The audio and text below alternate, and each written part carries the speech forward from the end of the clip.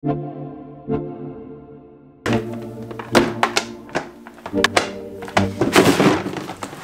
I'll be showing you my top 5 drivers of this previous season. What is going on, everybody? I hope everyone is having an amazing Monday. Today I'm going to be doing a video over my top 5 drivers, or 5 drivers that I've had the most success with this previous season. Let's hop right into it.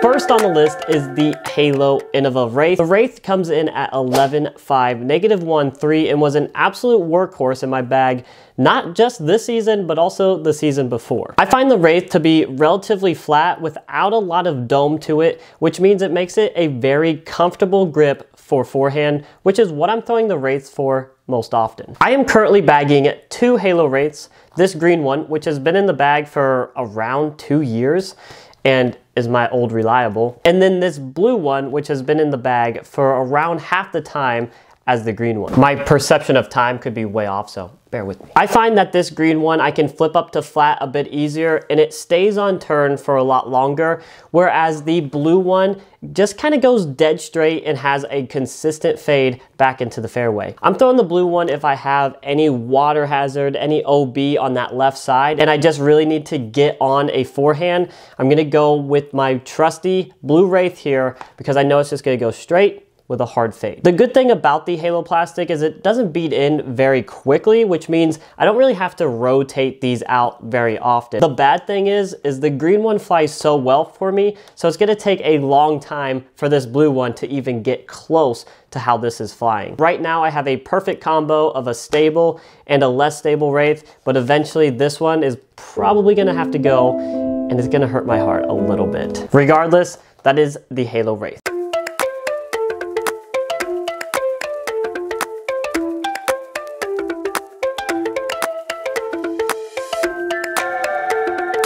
Next on the list is the Discraft Hades. The Hades comes in at 12.6, -3.1, and is the furthest flying driver that I currently bag. Unlike the Wraiths, the Hades has a little bit more of a dome top to it. Nothing that really bothers me, but definitely has more of a pop top there on its flight plate. It seems to be players with more aggressive style throws or players with a faster arm speed could find the Hades to be kind of hard to control, but I find it is a perfect hyzer flip disc. I can really hit the Hades hard on hyzer, watch it flip up to flat, turn ever so slightly, if not a lot, and then still have some juice to get back. That is really what's giving me the max distance out of the Hades. You will probably never see me throw the Hades on a forehand where it's just a bit too understable for me to control when I throw forehand. Now my brother, on the other hand, loves to throw the Hades on just relatively easy forehand lines and watch it flip up and kind of do the same thing that I get out of it while throwing forehand. Now, while this is my furthest flying driver, in any type of headwind, it's pretty much useless where it's not stable at all and it's just gonna burn over. Regardless, I really don't think the Hades is going anywhere, and I think I'll always bag a Hades for those max distance shots. Now, really quick, if you're not yet subscribed, you might as well hit that subscribe button. It's very easy to do, and let's get to 3,000 subscribers.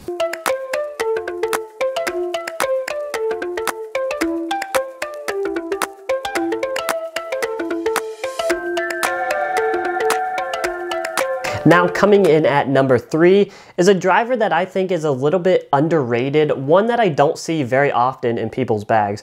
Maybe it's just the players I play with, maybe it is kind of popular, but to me, that is the Surge SS. The Surge SS is coming in at 11.5, -1.2, and I'm currently bagging the Paige Pierce Surge SS, which is the Z Swirl plastic. I find that the Z Swirl is a bit more gummy and a little bit more tacky than the regular Z plastic. I think the Z plastic is just a little bit too slippery for me. I'm pulling the Surge SS out when I need to throw something long and dead straight. I don't get a whole lot of skips with the Surge, meaning I can really trust it to stay in the fairway if I hit my line.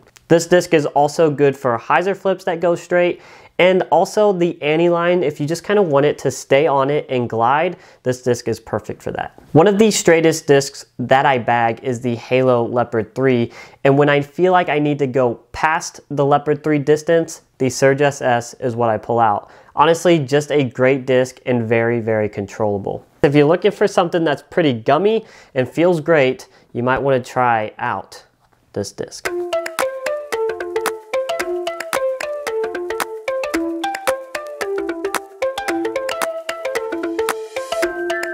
Now, if you are a Discraft fan, this fourth disc shouldn't come to a surprise, and that is the Nuke. In specific, this Page Pierce lightweight Nuke. The Nuke comes in at 13.5, -1.3, so it's a bit faster, a little bit more stable than the other discs that I have shown you today. Now, while those are the flight numbers, this lightweight Nuke flies a bit less stable than those numbers portray. In fact, I can usually get this one to flip up to flat, go for a long way, and still have some really predictable fade. Whereas other nukes, I really haven't been able to do that, which is why I like how light this thing is, because my noodle arm can finally kind of handle a nuke. Now this one is pretty much board flat, whereas some of the other nuke, like this Ezra nuke, is a little bit more curved up top, a little bit more domey. Wouldn't consider it to have like a dome to it, but it definitely is raised a bit more than this one. Now with this nuke being so light, it does get affected by the wind a bit more. Now I wouldn't consider it to be really understable. I can get it to flip up like I said, but it never really turns over or doesn't really roll over, which is nice. Now on the other hand, when I do throw it flat, you can definitely see that it kind of rocks over to the right a bit and then still kind of comes back. So I kind of have to keep that in mind when I'm throwing this lightweight one. Put it on some hyzer and trust that it flips up to flat rather than throwing it flat and kind of having it roll a bit more. Now, if you are looking for a nuke that is a little bit more understable at a more traditional weight, I would suggest trying out the 2022 Ezra nuke, whereas these came out a little bit more understable than your traditional nuke, so there's potential to get some more max distance out of it. And if you're looking for maybe the most overstable nuke you could get in ESP plastic, I would suggest trying out one of the 5-time Page Pierce nukes. These nukes have been pretty true to being the most overstable in my experience. I've had 2 of these, and my buddy Kevin has had a couple, and all of which have been really overstable. So if you're looking for an overstable nuke in ESP plastic, this 5-time might be the one. Regardless, I have had great success with this lightweight one, so it'll stay in the bag, get some great distance, and still has enough stability for me and my arm speed.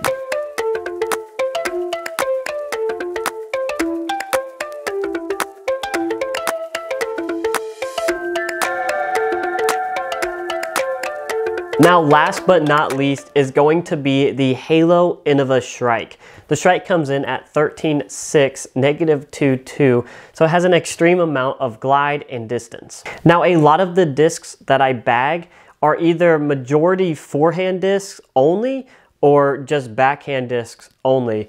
Although the Shrike is an exception to that, and I feel very confident on throwing the Shrike both backhand and forehand. Now when I do throw the Shrike for a backhand, I get a very slight turn out of it, but relatively it's dead straight and doesn't have a whole lot of fade to it. Now when I throw it forehanded though, I feel like I really have to put it on some hyzer in order for it to go straight. And if I wanted to just kind of push left a turnover forehand shot, I'm just gonna throw it flat and not very hard, and just kind of watch it go over there. When I throw it on the backhand, I can pretty much throw it as hard as I want, and that speed 13 is just kind of take over in stability. But when I throw it forehand, I feel like that's where it gets a little bit more touchy, and I have to be more precise with my angles. As far as stability and how far it goes, I feel like this is like the step up from the Surge SS. So if I'm looking for something that can go further than the Surge SS but still have a similar flight, then I'm gonna pull out the Shrike. Overall, I feel like this Shrike is just such a popular disc. This is the only driver that my brother throws. He has like 7 backups of only Halo Shrikes because he loves them so much.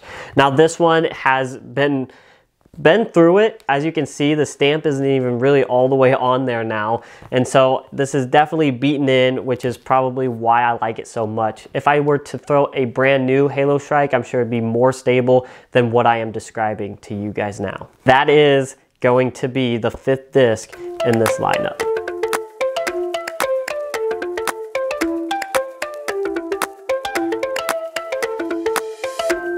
And there you have it. That is my top 5 drivers of this last season, or this season, whatever you want to call it. These are the discs that I've had the most success with, and if you don't yet bag any of these, I would suggest that you try them because I've had some great success with them. Anyway, guys, I hope you enjoy the content. If you do, make sure you hit that subscribe button. I'm gonna be posting a giveaway on my Instagram soon because we did hit 2,000 subscribers and I said I would do that. So if you haven't followed me on Instagram, go follow me at chaseandchains_, and we will see you on the next video.